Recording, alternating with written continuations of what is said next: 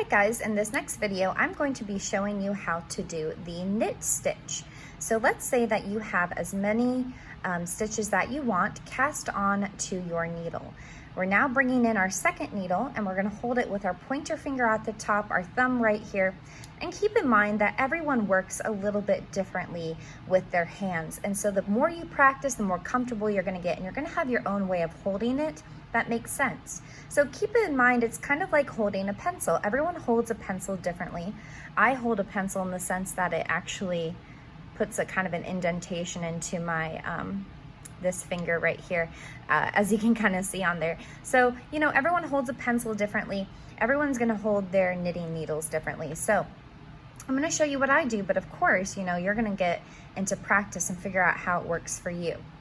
So with the knit stitch, we're gonna go ahead and we have our stitches right here. We're gonna go ahead and start with the first one.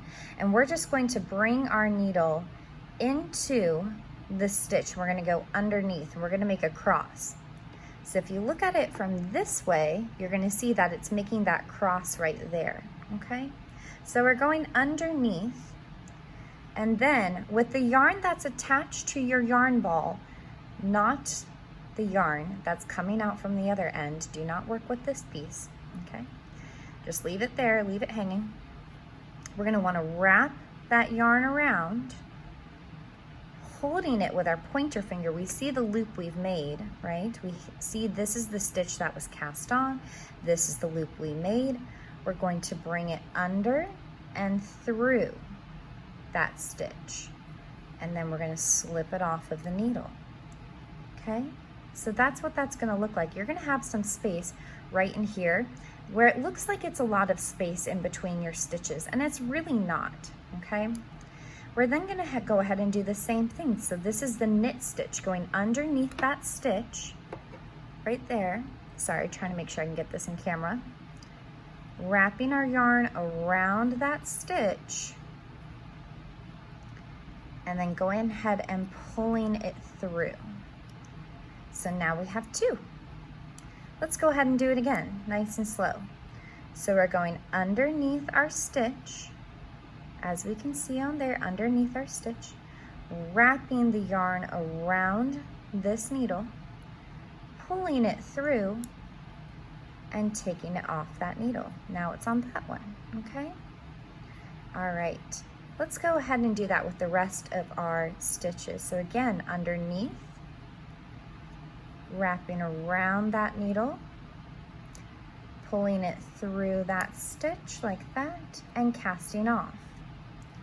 Okay, same thing, going through, wrapping around, coming in, pulling off. Go in, wrap around, pull through and off. Go in, wrap around, pull down and off. Go in, wrap around, pull down and off. Go in, wrap around, pull down and off. Go in, wrap around, pull down and off. Go in, wrap around, pull down and off. Go in, wrap around, pull down and off. Go in, wrap around, pull down and off. Now we're done with that needle. I'm gonna go ahead and take these stitches and slide them down my needle. And now we see we have a nice knit stitch on here, okay? Let me go ahead and show you what a couple rows of a knit stitch will look like. Let me go grab a sample for you.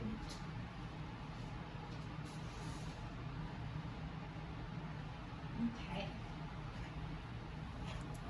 So, taking a look right here, if we did every single row as a knit stitch, this is what it would eventually look like, okay?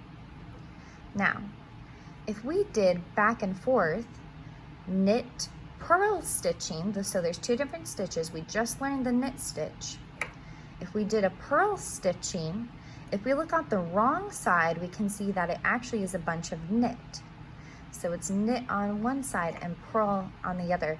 What I like about the purl stitch is that it allows for these braids to happen. So if we were to go 1 row knit, 1 row purl, this is what we would get, okay? Now, if we were to do something like this, okay, this is 3 stitches that are purled.